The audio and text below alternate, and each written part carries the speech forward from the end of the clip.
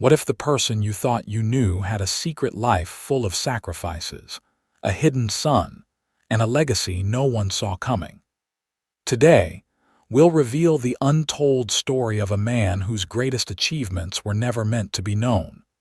Don't forget to leave a comment sharing your thoughts and subscribe to the channel to stay updated with our latest videos, because the truth deserves to be told.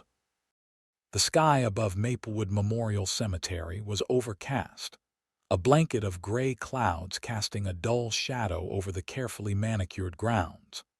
The air carried the crisp scent of damp earth and freshly cut grass, mingling with the subtle fragrance of the lilies and white roses that had been carefully arranged around the burial site.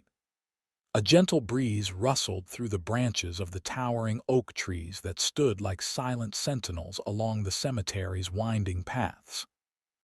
It was as if the world itself had momentarily paused to acknowledge the loss of Thomas Whitaker, a man whom many here had revered, respected, and even idolized. A large crowd had gathered, dressed in muted blacks, deep grays, and dark blues, appropriate shades of mourning. Men in tailored suits, women in elegant yet understated dresses, the kind worn by those who grieved with dignity. Their expressions were solemn, their voices hushed as they stood together, bound by shared loss and quiet reverence. Thomas Whitaker had been a pillar of the community, known for his charitable endeavors and unwavering commitment to helping those in need. His generosity had built schools, funded scholarships, and ensured that local shelters remained open for the city's most vulnerable. He had been, to those who stood here today, a man of honor, a philanthropist whose legacy would live on through his many good deeds. But not everyone in attendance felt the same sense of familiarity with the man they had come to bury. At the very edge of the crowd, standing apart from the neatly assembled mourners, was Evelyn Carter.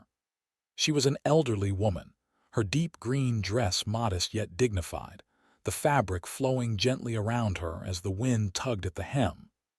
Her silver hair was neatly tucked beneath a simple hat, its brim casting a faint shadow over the delicate lines of her aged face. In her hands she clutched a single red rose, its petals velvety and vibrant, a stark contrast against the muted tones of the day. Unlike the others, Evelyn stood alone. She did not exchange hushed condolences. She did not weep openly or dab at her eyes with an embroidered handkerchief. She did not nod solemnly as the minister spoke. No one turned to acknowledge her. She was invisible, or at least they wished she was. The minister, a distinguished man with graying hair and a voice cultivated for solemn occasions, stood near the casket, speaking with measured authority. We gather here today to honor the life and legacy of Thomas Whitaker, a man whose generosity knew no bounds. A man whose kindness touched so many. A man who spent his life in service to others. Heads bowed in quiet agreement. Some of the mourners wiped away stray tears, while others let out soft sighs, as if releasing the weight of their grief. Thomas was a man of great integrity, the minister continued, a beacon of hope for those in need. His contributions to this community will never be forgotten. His legacy will live on in the hearts of those he has touched. More nods. More murmured affirmations. Evelyn remained still. Her grip on the rose tightened slightly, but she did not react. She simply watched. "May Thomas Whitaker rest in eternal peace," the minister intoned finally. "May his memory be a blessing to us all." A soft chorus of amen rippled through the crowd, a shared farewell to the man whose presence had once loomed so large in their lives. The ceremony was ending. The mourners began to shift, stepping forward one by one to place flowers upon the polished black casket, exchanging hushed words before preparing to depart. And that was when Evelyn took her first step forward. The crunch of gravel beneath her heels was the only sound in the sudden silence that followed. At first, no one seemed to notice. She was, after all, just an old woman, someone likely unimportant, perhaps a former employee paying her final respects. But as she moved past the clusters of mourners, a hush fell over the crowd. Conversation ceased. Eyes followed her. The whispers began. Who is she? What is she doing? Did Thomas know her? Her movements were slow but deliberate, each step carefully measured. When she reached the gravesite, she stopped. The casket gleamed under the gray sky, reflecting the soft glow of the overcast light. For a moment, Evelyn simply stood there, staring at the casket, her face unreadable. Then, with great care, she extended her trembling hand and placed the red rose atop the casket, the petals standing out against the dark, polished wood. A single bloom in a sea of carefully arranged floral tributes. And then she turned to face the crowd. Her eyes, though aged, held a quiet strength that demanded attention. There was no hesitation in her posture, no uncertainty in the way she now surveyed the faces before her. The whispers grew louder. People exchanged glances, confusion flickering in their eyes, and then she spoke. No one here knew Thomas better than I did. Her voice, though soft, carried unshakable conviction. A ripple of surprise spread through the mourners. A wave of unease washed over them. Eyes widened, brows furrowed. How could she say such a thing? How could she, an unknown elderly woman, claim to have known Thomas Whitaker better than anyone else here? The murmurs returned, this time laced with suspicion and disbelief. Some guests turned to one another, seeking answers in the faces of their companions. But Evelyn did not waver. She stood tall, unflinching, her gaze sweeping over the crowd with calm certainty. Before this day ended, they would know the truth. Before they left this place, they would understand who Thomas Whitaker truly was. And so, she began her story. A stunned silence followed Evelyn's words. The murmurs of disbelief rippled through the mourners, a mixture of confusion, skepticism, and intrigue. The people who had come to honor Thomas Whitaker, the man they had known as a philanthropist and businessman, were now confronted with the idea that there was a side of him they had never known, one hidden from them all these years. Evelyn stood at the front, shoulders squared, her aged hands clasped in front of her. Her face was calm, yet there was an intensity in her eyes that commanded attention. She had expected this reaction. She knew that they would resist the truth at first. Thomas Whitaker was not just the man you thought he was, she said, her voice steady, yet edged with something deeper, something that carried the weight of decades past. Yes, he was successful. Yes, he was generous, but that's not where his story began, and it's certainly not where it ended. She paused, letting her words settle before continuing. You all knew him as a man who gave back to the community, she said, glancing at the finely dressed mourners. But did any of you ever ask why he cared so much? Did you ever wonder what made him the man he became? No one answered. Evelyn took a slow breath before she spoke again. Thomas Whitaker was not just a businessman. He was a fighter. The murmurs in the crowd grew louder. A few people exchanged uneasy glances. Some shook their heads in disbelief. Evelyn wasn't surprised. He never told you, she continued, nodding knowingly. Of course he didn't, because if he had, some of you wouldn't be standing here today. That got their attention. She saw the way the crowd stiffened. She saw the uncertainty, the discomfort, the fear of the unknown creeping into their expressions. Long before Thomas became the man you all admired, she said, her voice unwavering, he was a teacher. A young man filled with purpose. He dedicated himself to shaping young minds, to giving children the tools they needed to make something of themselves. And he loved it. He believed in education as the great equalizer. He believed knowledge was power. A few heads nodded. Some of them had heard about Thomas's early days in education, though he rarely spoke of it. But what he believed in more than anything, Evelyn continued, was justice. At that word, the tension in the air grew thicker. He taught in Montgomery, Evelyn said, in a time when being a man who stood for justice meant putting a target on your back. in a time when marching for civil rights could cost you everything. The gasps were quiet but noticeable. Some of the mourners stiffened as though uncomfortable with where this was going. Evelyn did not stop. Thomas was not just an observer, she continued. He was not someone who sat back and hoped for change from a distance. He stood beside us. She let that sink in. He stood beside me. For the first time, the hush became absolute. Some people exchanged glances, whispering under their breath. Thomas, an activist. The idea was unbelievable to them. He never told you, did he? Evelyn asked, her eyes sweeping the crowd. He never told you why he left teaching. The air grew colder. He didn't leave on his own, she revealed. He was fired. More gasps. Evelyn nodded. He was fired because he stood for what was right, because he attended a protest, because he refused to turn his back when his students' children were being denied the education and the future they deserved, because he refused to look the other way. Some people in the crowd shifted uncomfortably. Others stood frozen, stunned into silence. He lost his job because he marched in Selma, Evelyn continued, because he dared to believe that this country could be better, because he held a sign and walked beside men and women who had nothing left to lose but their chains. The whispers returned. Thomas, someone muttered. Evelyn turned to the voice, her gaze unwavering. Yes, Thomas. She let the weight of her words settle before she spoke again. After that, he was blacklisted. No school would hire him. No business wanted to be associated with him. He was ostracized for believing in something greater than himself. He lost everything, but he never lost his conviction. A middle-aged man near the front cleared his throat.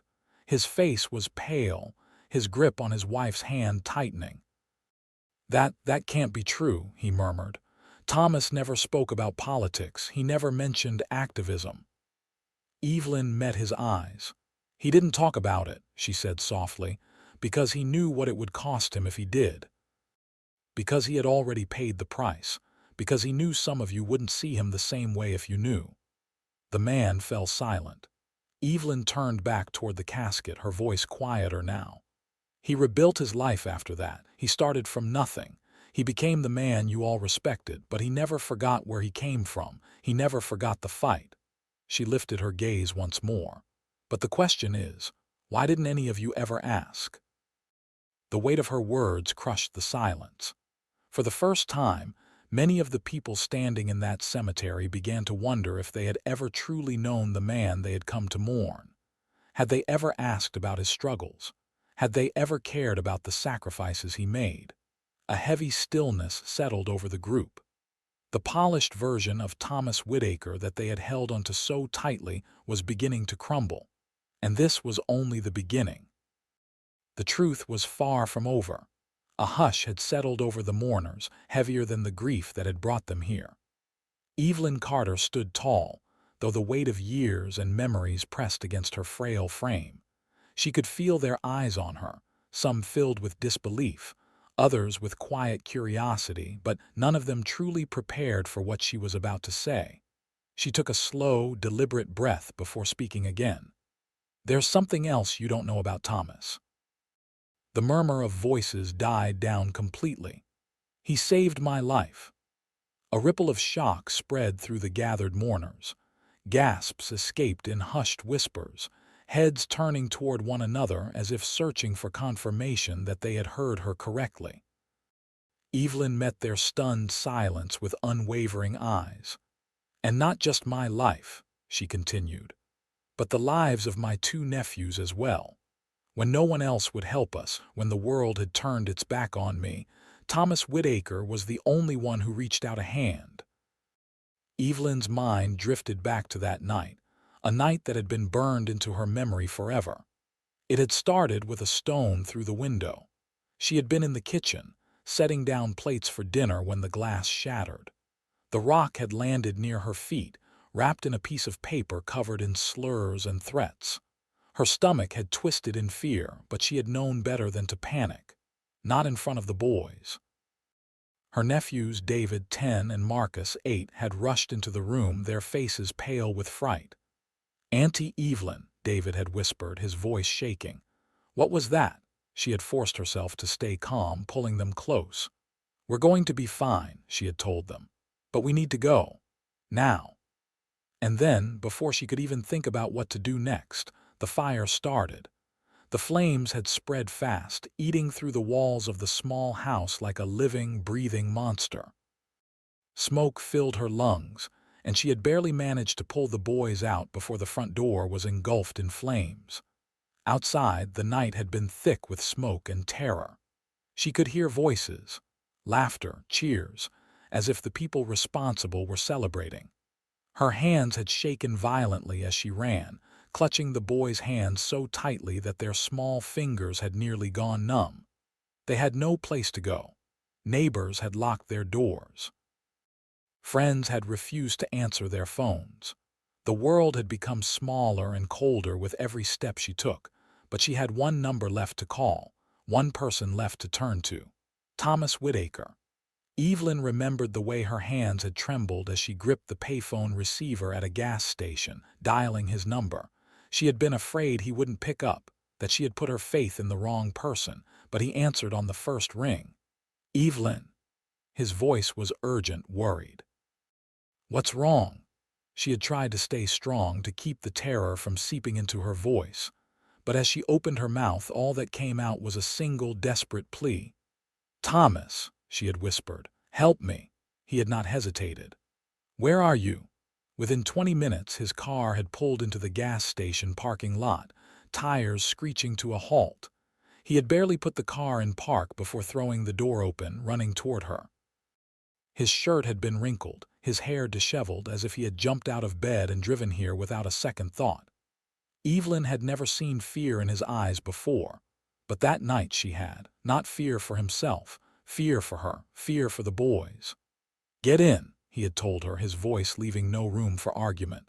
She had climbed into the car with the boys, who had been too scared to cry. They had curled up in the back seat, shaking, and Thomas had driven. Fast. Far. Through the back roads, avoiding main streets, checking the rearview mirror constantly as if expecting to be followed. He had not spoken for a long time, his knuckles white against the steering wheel. But when he finally did, his voice was quiet yet filled with rage.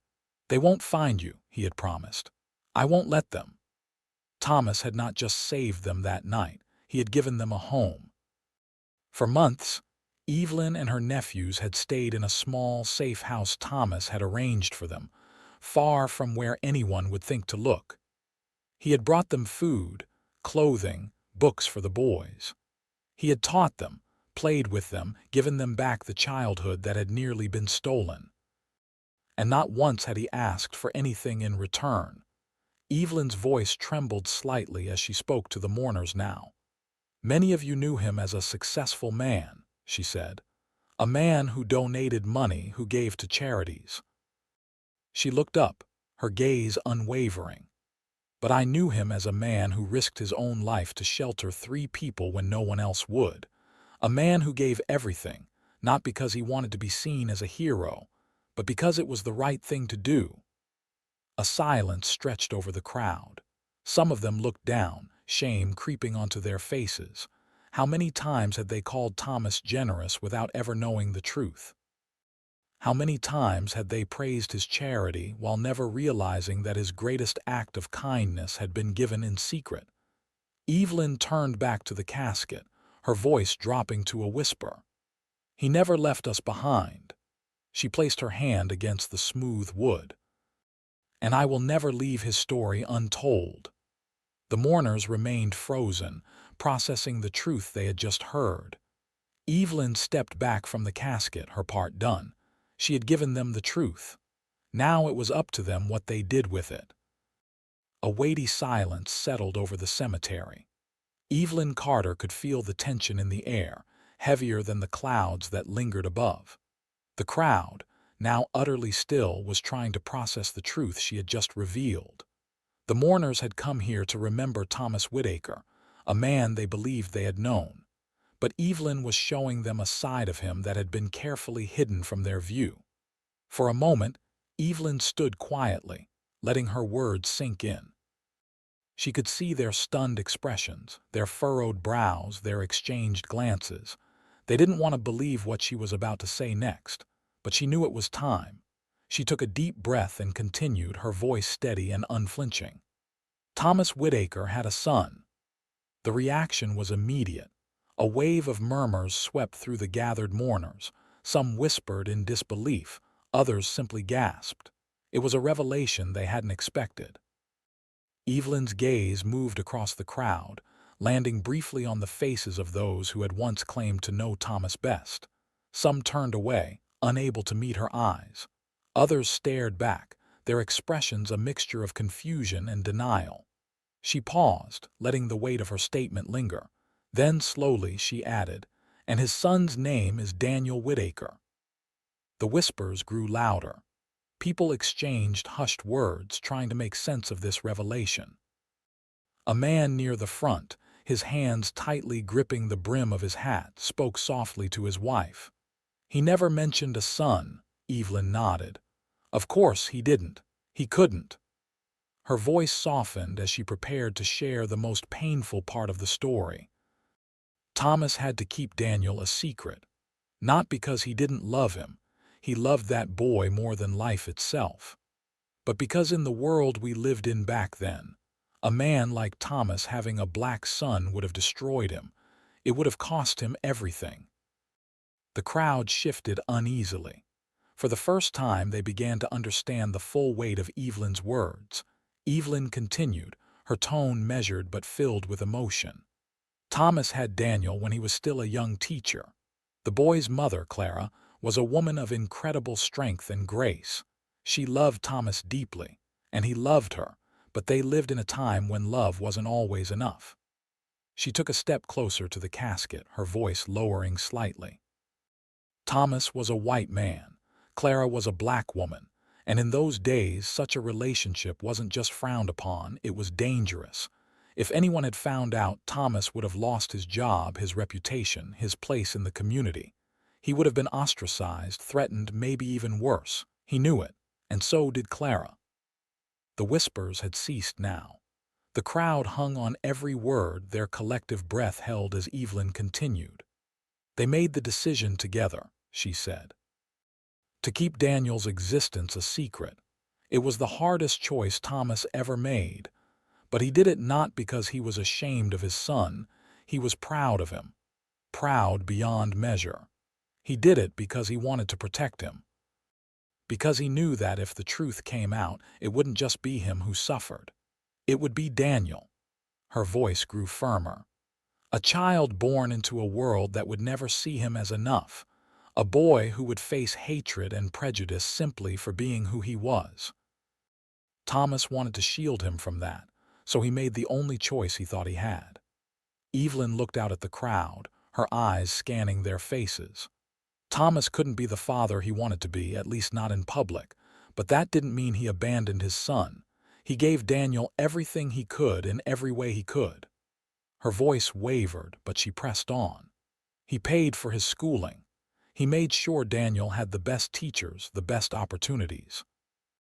He wrote to him every week, sometimes every day, letters filled with advice, encouragement, and love, and when he could, he would visit, late at night, away from prying eyes. She paused, her voice thick with emotion. "I remember those letters. Thomas used to show them to me, his hands shaking as he held them. 'Do you think he'll understand someday?' he would ask me. 'Do you think he'll know how much I love him?' She blinked back tears. And I told him yes. I told him Daniel would know, that he would feel it in every word." Evelyn's voice grew softer now, her words tinged with both sadness and determination. But it broke him, not being able to acknowledge his own son, not being able to stand up and say, "This is my boy, this is my family." It tore at him every single day. The crowd was silent. Many of them had heard stories of Thomas's strength, his resilience, his generosity, but they had never known this side of him. The man who had carried a hidden burden for so long. Evelyn took a deep breath and stepped back slightly. He never stopped loving Daniel, not for a single moment, and he made sure that Daniel never went without, even if it had to be done in the shadows. She turned to the casket, placing a gentle hand on the polished wood. Thomas never wanted anyone to find out, not because he didn't want you to know the truth, but because he didn't want you to treat Daniel differently. He didn't want you to judge him for something he had no control over. He didn't want the world to see his son as a scandal instead of the incredible person he was. Her hand fell back to her side as she turned once more to the mourners. But I can't let that secret remain. Not anymore. You all need to know who Thomas truly was. A man who sacrificed everything for the people he loved. A man who did everything he could to give his son the life he deserved. She stepped aside then, her gaze shifting to the back of the crowd. And that's when the mourners saw him. A man who looked so much like Thomas that it left them breathless. The same strong jawline, the same piercing eyes, the same quiet strength. Daniel Whitaker walked toward the casket, his movements slow and deliberate. His presence was commanding, but not because he sought attention. It was simply who he was. The crowd parted as he approached. Their whispers died away, replaced by stunned silence. They couldn't deny what they were seeing. The resemblance was unmistakable. When Daniel reached the casket, he turned to face the crowd. His voice was deep, steady, filled with a quiet dignity. "My name is Daniel Whitaker," he said, his eyes meeting theirs, "and I am Thomas Whitaker's son." The words settled over the mourners like a thunderclap. There was no doubt left, no room for denial. Evelyn stepped up beside him, her hand resting lightly on his shoulder. "This is the truth of who Thomas was," she said, her voice gentle but firm.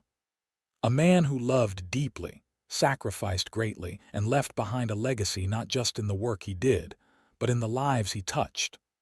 The crowd stood in silence, grappling with the truth they had never known. The man they had admired had carried a burden they couldn't have imagined. And now, for the first time, they were seeing the full measure of who he truly was.